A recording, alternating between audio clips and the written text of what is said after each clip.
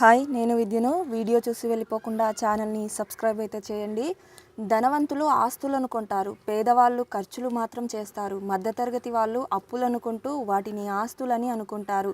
డబ్బు కోసం జనం తరచుగా ఇబ్బంది పడటానికి కారణం వాళ్ళు వాళ్ళ కోసం పనిచేయరు, చాలామంది ఇతరుల కోసం పనిచేస్తారు. వాళ్ళంతా మొదట తమ ఓనర్ల కోసం పనిచేస్తారు, తరువాత అన్నిటిపై ట్యాక్సులు కడుతూ ప్రభుత్వం కోసం పనిచేస్తారు, చివరిగా బ్యాంకు కోసం తాకట్టు పెట్టిన వాటి మీద అప్పులు కడుతూ అప్పు కోసం పనిచేస్తారు.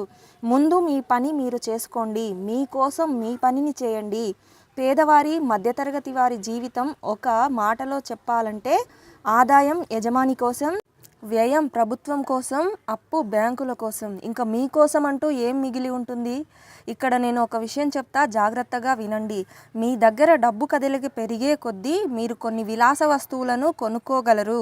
ఇక్కడ మీరు గుర్తుపెట్టుకోవాల్సిన ముఖ్యమైన నిజం ఏంటంటే, ధనవంతులు విలాసమైన వస్తువులను ఆఖరిగా కొంటారు, కానీ పేదవారు మధ్యతరగతి వారు మాత్రం భోగాలను కొనటానికి ముందే తొందరపడతారు. బీదవారు మధ్యతరగతి వాళ్ళు పెద్ద ఇల్లు, కార్లు, ఖరీదైన బట్టలు, ఇలాంటి బాహ్య ఆడంబరాలు అన్నీ కొని తాము ధనవంతులుగా కనిపించాలనే ప్రయత్నాలు చేస్తారు. అలాగే ధనవంతులుగా కనిపిస్తారు, కానీ దీనికోసం అప్పులనైతే తప్పకుండా చేస్తారు. స్వతహాగా ధనవంతులు చాలా కాలంగా ధనవంతులుగా ఉన్నవాళ్ళు ముందు డబ్బుని అభివృద్ధి చేసుకుంటారు, వ్యాపారాలను చేస్తారు. ఆ వ్యాపారాలలో వచ్చిన లాభాలతో విలాస వస్తువులను కొంటారు. పేద మధ్యతరగతి వాళ్ళు తాము చెమట చిందించి కష్టపడిన సొమ్మును పిల్లల భవిష్యత్తు కోసం దాచాల్సిన డబ్బుతో విలాస వస్తువులను కొంటూ ఉంటారు.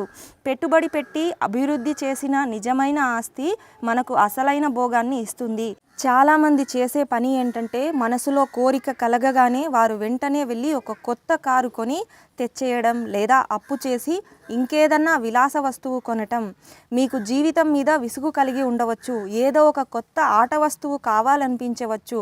అప్పు చేసి భోగాన్ని కొనడం మంచిది కాదు.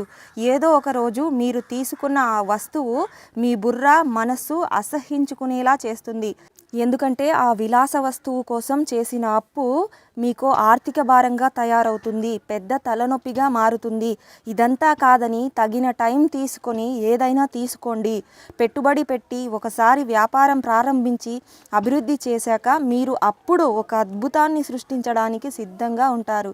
అది ధనవంతులకి తెలిసిన పెద్ద రహస్యం.